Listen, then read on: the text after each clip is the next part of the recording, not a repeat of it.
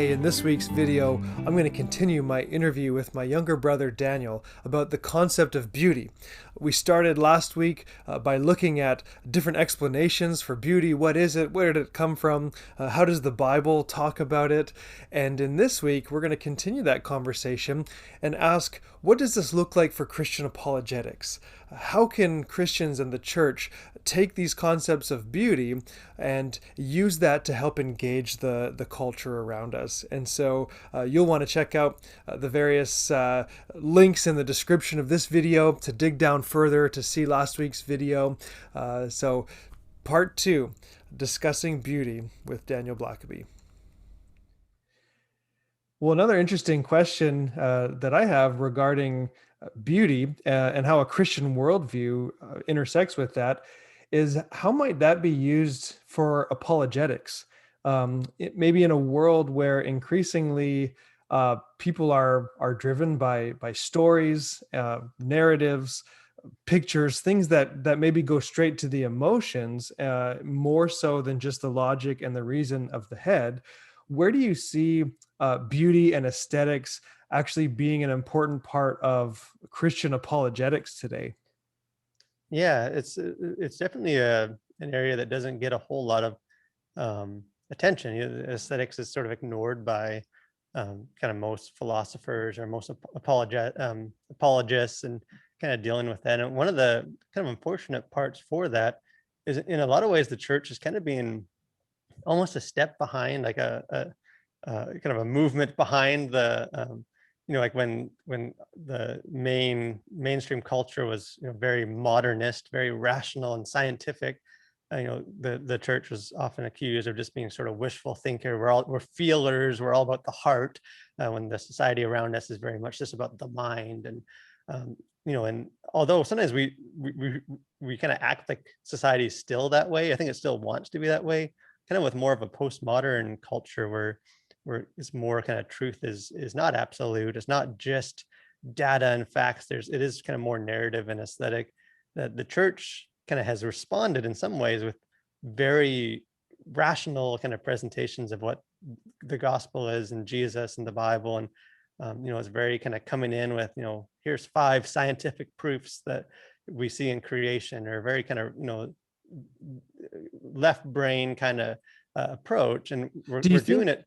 do you think in part that is maybe to meet some of the skepticism that's been sort of thrown at Christianity? Like you get the guys like Richard Dawkins and Michael Shermer and those guys, and they're very much scientific, rationalistic. And so it seems like those who are maybe opposing the Christian worldview are wanting to have the discussion at that level of reason and logic and science and facts.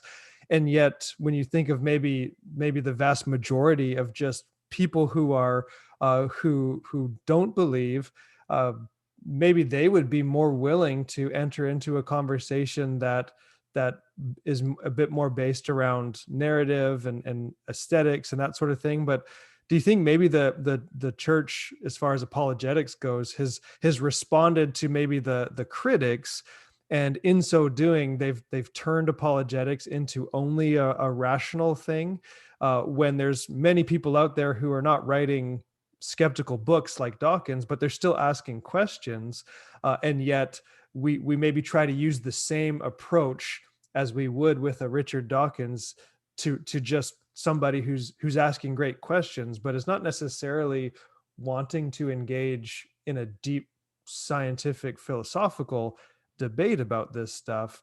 Maybe that's not as almost like with apologetics, one size doesn't fit all. Yeah, obviously there's a lot of different people have very different bents in the world today, and we're not all one. We're not all just thinkers or feelers. We're all some Mix of mixture of both. both. And I think you're right. I think a lot of, obviously apologetics has been around since the Bible, or at least, specifically kind of the early church. But kind of the more modern, where it's a lot more popular and a lot more apologists kind of on more of just like a cultural everyday level, and not just these the university people. Kind of when that exploded, it was very much responding to just very rational critiques. And it's, I think, kind of like you were getting at, is that it hasn't necessarily adapted or included as much now that the culture, on like a more main everyday coffee shop kind of level. Some of the ways that they're, wrestling with truth and meaning and what's real, um, on in ways that are more sort of aesthetic driven, more narrative, more based on kind of a feeling or a gut instinct, not just, I know you're a big like psychology guy.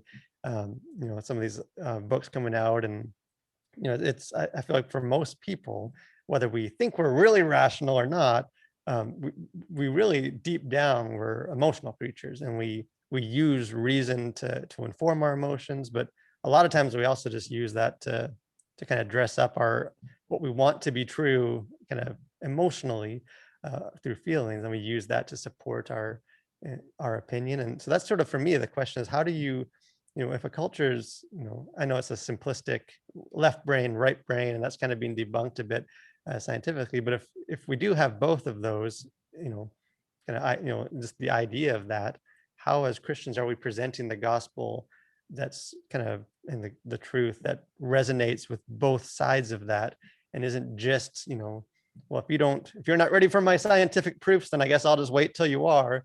How Yeah. do we kind of meet them where it's, hey, there's more to the Christian story than just the fact that it's rational or it lines up with science. There's, Jesus presented a lot more to that life than just that. And I think that's where kind of the arts and aesthetics can come in and kind of fill that gap. Well, and I even think, and I've heard you make this point before, that Jesus was such a storyteller. He used all sorts of visuals and even object lessons, and he told stories and used narrative, and it's like obviously he was speaking into a different culture than we are now, but human nature in so many ways has remained the same, that we are deeply emotional creatures, and advertisers know this. Right? That's why you don't see commercials that just lay out facts and figures. That's why people who are raising money for something, if all they've got is a PowerPoint slide of facts and figures, most people are not going to be drawn into that. You need visual, you need story.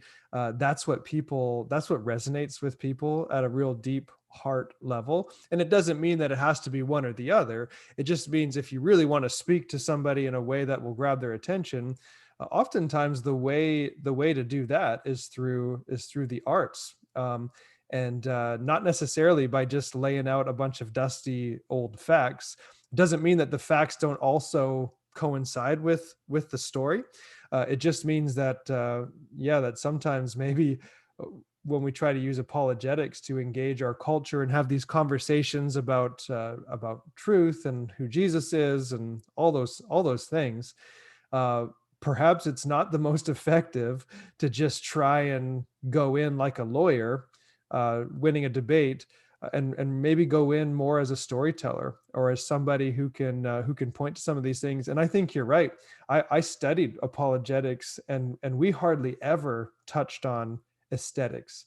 We hardly ever looked into how do the arts, how does beauty and literature and that sort of thing play into this. And yet, in a lot of ways, some of the most effective apologetics that's ever been done by people like C.S. Lewis or Dostoevsky, they were primarily literary people. They were literature people who understood story and who understood the power of telling narrative and that sort of thing. And so how should the church um, do this? How should we tap into this if this is something that has maybe been neglected? Yeah, and I think it, kind of the way I kind of um, approach it or frame it, is that in some ways, like the role of aesthetics, there's a lot of ways that Christians can tap into that to point people towards Christ and truth.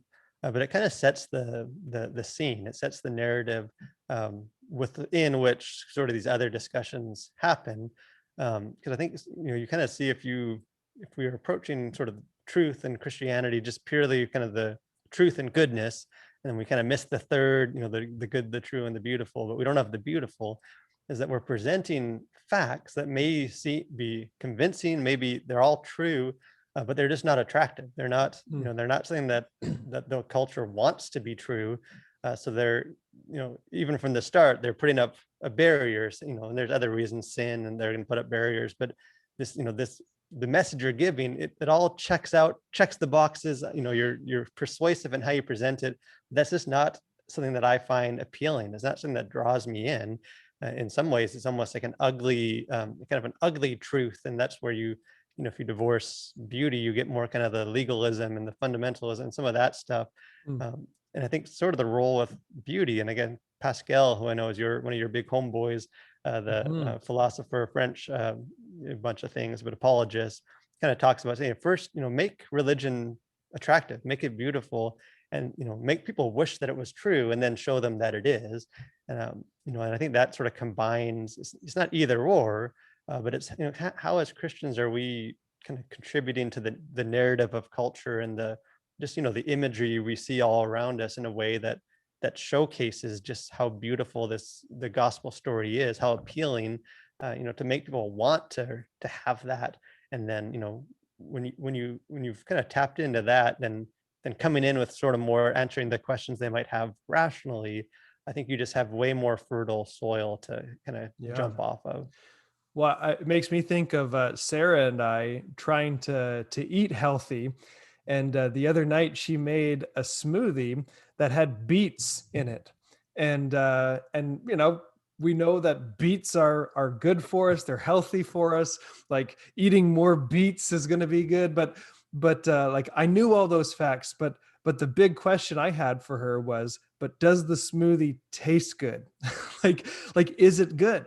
It looked good, beautiful red color. It's like I know, it's like I know that it has things in it that are good for me that I can benefit from, but there was also that question of like, but will I enjoy it? Like, is this going to taste good? And I think there's so much in the Christian worldview that is beautiful, that is amazing to experience, that sometimes if you just fight for the truth of something, somebody can recognize maybe some of that and still reject it, because it seems unattractive. And perhaps maybe the worst perpetrators of this are we as Christians ourselves, that we talk about how wonderful our worldview is, but then every time we act hypocritically, or every time we fail to live up to apparently how wonderful this all is, I think people just see that and they're unattractive. It's unattractive to them, and they're just like, whatever you're saying, even if it's true, if it turns me into somebody like you, then I'm not attracted to that. Like, and so yeah, the whole concept of even just Christianity as a worldview should be attractive to people, because if it's true, then there's much to be attracted to it. I And I feel think like kind of like we're the you, ones who kind of mess it up, though. I know we've been kind of talking about like the art as a way to kind of frame that narrative, but I think like you were saying too, like there's also what's in aesthetics they would call metaphysical beauty, but it's just like the beauty of a newborn baby, or the beauty of an old married couple, or some of the beauty of Mother Teresa. Why is there this beauty that comes from someone like her? It's not necessarily physical beauty by like a world's People magazine kind of thing, but it's the beauty of sort of this virtue and this kind of the characteristics of God, of the Christian life is beautiful. I think even if you're not necessarily like a super artistic person, the beauty of the Christian life lived well, representing Christ, is also its own kind of apologetic that's kind of flavoring that whole conversation, that I think you kind of need for the truth and some of that to kind of go down like a spoonful of sugar or whatever, like Yeah. for people to take. Well, hey, I got to go get my son from kindergarten. So, just real quick, what's one area maybe that you see Christians contributing well to culture right now? What's one area that sometimes the church has been very behind in a lot of that, behind the culture? But what's one area that you see and that encourages you, where Christians are contributing to the beauty of culture? Yeah, I definitely think there's been more of an awareness, more kind of intentionality of, I think in some ways actually COVID with forcing people to get creative, think outside the box. How do we present things and make it available in ways that go beyond just sort of our own uh, church building. I think, we've talked before that there's, on a week to week basis, there's more artists and creative people using their gifts in church than any other organization or society. Or you have, obviously singing is the big one, but you have people behind the camera, you have all kinds of these creative gifts that the church is really unique in allowing people to use that gifts. So I think we have all that, this raw talent, this collection. I've been encouraged that I think churches are more and more beginning to realize that kind of the arts aren't the enemy. They can be used for wrong, but they can also, for the same reasons that can be persuasive, that it's an effective and powerful tool. And I think, we're just now seeing the beginning of churches and the kind of the Christian community tapping into these artists and all the kind of gifts they can contribute to the ministry that we're already doing. That's great stuff. Hey, I'll get you to send me some recommended resources that I can put in the description of this video for those of you who are watching who are interested in getting more into this, maybe reading some things about this. There's some great books out there that I'll link in the description of this video. Check out Daniel's website, thecollision.org, where they look at pop culture and through a Christian worldview, jumping into movie reviews and trends and culture and all that stuff. Such good stuff. Well, Daniel, thank you so much Yeah, thanks for for jumping in. hopefully before long, a day in the future, we'll be able to visit you guys at Canvas in the flesh once more and not just virtually, but appreciate it. Yeah, looking forward to that. Hey, thanks again for joining us, and excited for what you're doing in your ministry too. And we'll join up again soon. Well, hey, thanks for joining in to the interview. Well, hey, thanks for tuning in to the interview. Hey, thanks for dropping in as I interview my younger brother on these concepts of beauty and aesthetics and the role they play in the church. Let's remember that the Christian worldview is not just true, it's attractive, it's beautiful. And so let's go out there and present it and live it that way. And we'll see you again next time.